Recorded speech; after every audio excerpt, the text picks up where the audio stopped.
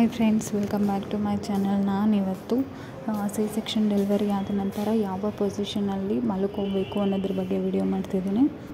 So C section delivery ಆದ ನಂತರ ನಮ್ಮ ಬಾಡಿ ತುಂಬಾ ಪೇಯ್ನನ್ನು ಸಫರ್ ಮಾಡಿರುತ್ತೆ. ಲೈಕ್ ಸಿ ಸೆಕ್ಷನ್ ಆದ ದಿನ ನಮಗೇನು ಅಷ್ಟೊಂದು ಪೇಯ್ನ್ ಕಾಣಿಸಲ್ಲ, ಯಾಕಂತಂದರೆ ನಮಗೆ ಅನೆಸ್ಥಿಷಿಯಾ ಕೊಟ್ಟಿರ್ತಾರೆ. ಬಟ್ ಸಿ ಸೆಕ್ಷನ್ ಆದ ನೆಕ್ಸ್ಟ್ ಡೇ ನಮಗೆ ಈ ಪಾರ್ಟಿ ಸೆಪ್ರೇಟ್ ಅಥವಾ ಟಾಪ್ ಪಾರ್ಟಿ ಸೆಪ್ರೇಟ್ ಅಂತ ಫೀಲ್ ಆಗ್ತಿರುತ್ತೆ. ಲೈಕ್ ಅಷ್ಟು ಕಷ್ಟ, ಅಷ್ಟು ನೋವು ನಾವು ಸಫರ್ ಪಡ್ತಿರ್ತೀವಿ. ಸೊ ಇದನ್ನು ವಿಶ್ರಾಂತಿ ಅಥವಾ ರೆಸ್ಟ್ ಅಲ್ಲದೆ ನಮಗೆ ಇನ್ಯಾವುದೂ ಸಹ ಗುಣಪಡಿಸೋದಕ್ಕೆ ಸಾಧ್ಯ ಇಲ್ಲ. ಸೊ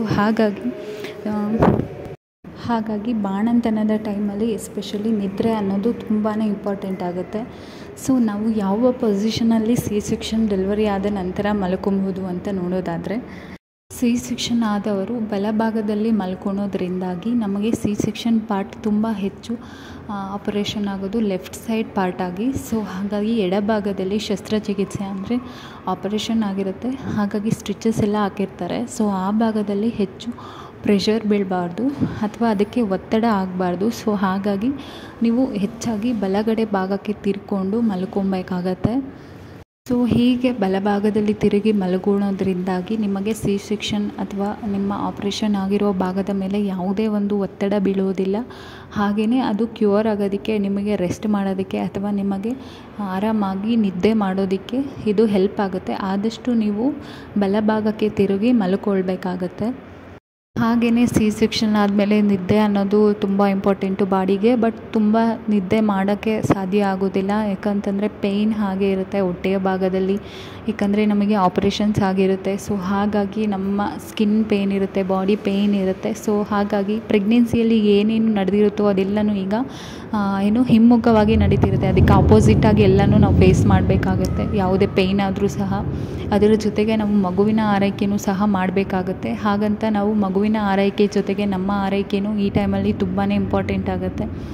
ಹಾಗೆ ಬಲಭಾಗದಿಂದ ಎಡಭಾಗಕ್ಕೆ ನಿಮಗೆ ಸಾಧ್ಯ ಅನಿಸಿದ್ರೆ ನೀವು ತಿರುಗಿ ಮಲ್ಕೊಬೋದು, ಅಥವಾ ನೀವು ಸ್ಟ್ರೈಟಾಗಿ ಬೆನ್ನನ್ನು ಹಾಸಿಗೆಗೆ ಬೆನ್ನನ್ನು ಮುಖ ಮಾಡಿ ಸಹ ನೀವು ಮಲ್ಕೊಬೋದು. ಆದರೆ ನೀವು ಹೆಚ್ಚು ಹೊತ್ತು ಒಂದೇ ಭಾಗದಲ್ಲಿ ತಿರ್ಕೊಂಡು ಮಲ್ಕೊಳೋದ್ರಿಂದಾಗಿ ಅದೇ ಭಾಗಕ್ಕೆ ಹೆಚ್ಚು ಪ್ರೆಷರ್ ಬೀಳೋದ್ರಿಂದ, ಈಗ ಬೆನ್ನಿನ ಭಾಗಕ್ಕೆ ಹೆಚ್ಚಾಗಿ ನೀವು ತಿರ್ಕೊಂಡು ಮಲ್ಕೊತೀರಾ ಅಂತಂದರೆ ಬೆನ್ನಿಗೆ ಅನೆಸ್ಥಿಷಿಯಾ ಹಾಕಿರ್ತಾರೆ. ಸೊ ಆ ಕಾರಣದಿಂದಾಗಿ ಬೆನ್ನಿಗೆ ತುಂಬ ಪ್ರೆಷರ್ ಬೀಳುತ್ತೆ. ಹಾಗಾಗಿ ತುಂಬ ದಿನಗಳ ಕಾಲ ಬೆನ್ನು ನೋವನ್ನು ಸಫರ್ ಮಾಡಬೇಕಾಗುತ್ತೆ. ಅದು ನಮ್ಮ ಜೀವಾವಧಿವರೆಗೂ ಸಹ ಅದು ಬೆನ್ನು ನೋವು ಅನ್ನೋದು ಪರ್ಮನೆಂಟಾಗಿ ಹಾಗೆ ಉಳಿದ್ಬಿಡುತ್ತೆ. ಸೊ ಹಾಗಾಗಿ ಆದಷ್ಟು ನಿಮ್ಮ ಸ್ಲೀಪಿಂಗ್ ಪೊಸಿಷನನ್ನು ಚೇಂಜ್ ಮಾಡಿ.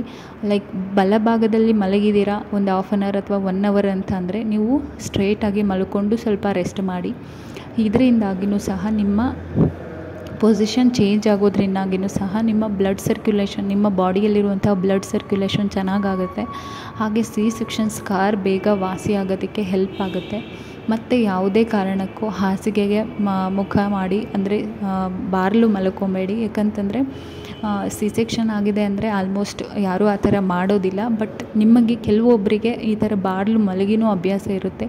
ಬಟ್ ಅದನ್ನು ನೀವು ಕಂಪ್ಲೀಟಾಗಿ ಕ್ಯೂರ್ ಆಗೋವರೆಗೂ ಸಹ ಮಾಡಬೇಡಿ. ಯಾಕಂದರೆ ಬಾರ್ಲು ಮಲ್ಕೊಳೋದ್ರಿಂದಾಗಿ ನಿಮ್ಮ ಸಿ ಸೆಕ್ಷನ್ ಸ್ಕಾರ್ಸ್ ಅಥವಾ ನಿಮ್ಮ ಆಪ್ರೇಷನ್ ಆಗಿರುವಂತಹ ಜಾಗದ ಮೇಲೆ ಹೆಚ್ಚು ಒತ್ತಡ ಬೀರುತ್ತೆ. ಸೊ ಹೆಚ್ಚು ತೂಕ, ನಿಮ್ಮ ಬಾಡಿ ವೆಯ್ಟ್ ಎಲ್ಲನೂ ಅದೇ ಭಾಗಕ್ಕೆ ಬೀಳೋದ್ರಿಂದಾಗಿ ನಿಮಗೆ ಸ್ಟಿಚಸ್ ಬಿಚ್ಕೊಳ್ಳೋ ಚಾನ್ಸಸ್ ಇರುತ್ತೆ. ಹಾಗೆಯೇ ಪೇಯ್ನು ಜಾಸ್ತಿ ಆಗುತ್ತೆ ಮತ್ತು ಬ್ಲಡ್ ಸರ್ಕ್ಯುಲೇಷನ್ ಚೆನ್ನಾಗಿ ಆಗೋದಿಲ್ಲ. ಸೊ ಹಾಗಾಗಿ ಯಾವುದೇ ಕಾರಣಕ್ಕೂ ಬಾರ್ಲು ತಿರುಗಿ ಮಲ್ಕೊಬೇಡಿ. ಆದಷ್ಟು ನಿಮಗೆ ಎಡಭಾಗದಲ್ಲೂ ಮಲಗೋದು ನಿಮಗೆ ಸ್ವಲ್ಪ ಕಂಫರ್ಟಬಲ್ ಅನ್ನಿಸ್ತಿದೆ ಅಂತ ಅಂದರೆ ಸೊ ನೀವು ಬಲಭಾಗದಿಂದ ಸ್ಟ್ರೇಟ್ ಬೆಂಡ್ ಮಾಡಿ ಮಲ್ಕೊಬೋದು, ಅಥವಾ ಎಡಭಾಗಕ್ಕೆ ನೀವು ಶಿಫ್ಟ್ ಮಾಡಿಕೊಂಡು ಮಲ್ಕೊಬೋದು. ಬಟ್ ಒಂದೇ ಪೊಸಿಷನಲ್ಲಿ ಮಲ್ಕೊಳ್ಳೋದು ಸಹ ಬಾಣಂತಿಯರಿಗೆ ತುಂಬಾ ಡೇಂಜರಸ್ಸು. ಮತ್ತು ಹೆಚ್ಚಾಗಿ ದಿಂಬನ ಸಹಾಯ ತೊಗೋಬೇಡಿ. ದಿಂಬನ್ನು ಸಹಾಯ ತೊಗೊಂಡು ಮಲ್ಕೊತಿದ್ದೀರಾ ಅಂತಂದರೆ ಅದರಿಂದಾಗಿಯೂ ಸಹ ಬೆನ್ನು ನೋವು ತುಂಬ ಜಾಸ್ತಿ ಬರುತ್ತೆ. ಸೊ ಹಾಗಾಗಿ ಆದಷ್ಟು ಈ ಟೈಮಲ್ಲಿ ದಿಂಬನ ಸಹಾಯ ಇಲ್ಲದೇ ಮಲ್ಕೊಳ್ಳೋದಕ್ಕೆ ಟ್ರೈ ಮಾಡಿ. ಹೀಗಾಗಿ ಬೆನ್ನು ನೋವನ್ನು ಆದಷ್ಟು ಕ್ರಮೇಣ ನೀವು ಕಡಿಮೆ ಮಾಡಬಹುದಾಗಿದೆ.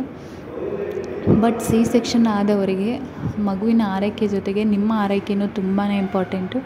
ಸೊ ಹಾಗಾಗಿ ಆದಷ್ಟು ಈ ಟೈಮಲ್ಲಿ ರೆಸ್ಟ್ ತೊಗೊಳ್ಳಿ. ಆದಷ್ಟು ಹೆಚ್ಚಾಗಿ ಒತ್ತಡವಾದಂತಹ ಕೆಲಸಗಳನ್ನು ಮಾಡಬೇಡಿ. ಆದಷ್ಟು ಹೆಚ್ಚು ಭಾರ ಅಥವಾ ನಿಮ್ಮ ಮಗುವಿನ ವೆಯ್ಟ್ಗಿಂತ ಜಾಸ್ತಿ ತೂಕ ಇರುವ ವಸ್ತುಗಳನ್ನು ಎತ್ತೋದಕ್ಕೆ ಹೋಗಬೇಡಿ. ಆದಷ್ಟು ಲಿಮಿಟೆಡ್ ವೆಯ್ಟನ್ನು ಲಿಫ್ಟ್ ಮಾಡೋದಕ್ಕೆ ಟ್ರೈ ಮಾಡಿ. ಸೊ ಬೇಬಿ ಲಿಫ್ಟ್ ಮಾಡುವಾಗಲೂ ಅಷ್ಟೇ ಬೇರೆಯವರ ಹೆಲ್ಪ್ ತೊಗೊಂಡು ಮಾಡಿ. ಸೊ ಈ ವಿಡಿಯೋ ನಿಮಗೆ ಇಷ್ಟ ಆಗಿದೆ ಅಂತ ಭಾವಿಸ್ತೀನಿ. ವಿಡಿಯೋ ಇಷ್ಟ ಆದರೆ ಲೈಕ್ ಮಾಡಿ, ಕಾಮೆಂಟ್ ಮಾಡಿ, ಹಾಗೆ ಶೇರ್ ಮಾಡಿ. ದಯವಿಟ್ಟು ಈ ಚಾನಲ್ಗೆ ಸಬ್ಸ್ಕ್ರೈಬ್ ಆಗಿ. ಮತ್ತಷ್ಟು ಮಾಹಿತಿಗಳಿಗಾಗಿ ಕಾಮೆಂಟ್ ಮಾಡಿ. ನನಗೆ ತಿಳಿದಿರುವಂತಹ ಮಾಹಿತಿಯನ್ನು ಪೂರ್ಣವಾಗಿ ತಿಳಿಸೋದಕ್ಕೆ ಸಹಾಯ ಮಾಡುತ್ತೆ. Thank you for watching my video.